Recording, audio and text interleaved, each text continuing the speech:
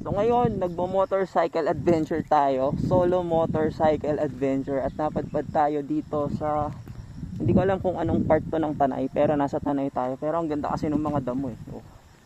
Kaya huminto tayo muna.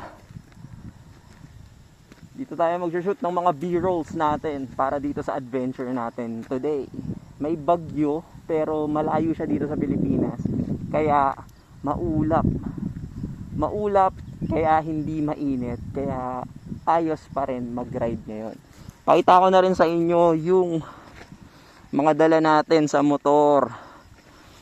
So gamit natin yung ating solo adventure bike na Honda CRF, and then meron tayong action camera Insta360. May dala tayong camera dito, yung main camera Fujifilm, at dala natin yung dalawang drone, yung DJI Neo at yung DJI Mini. So yun na muna, see you in the next video.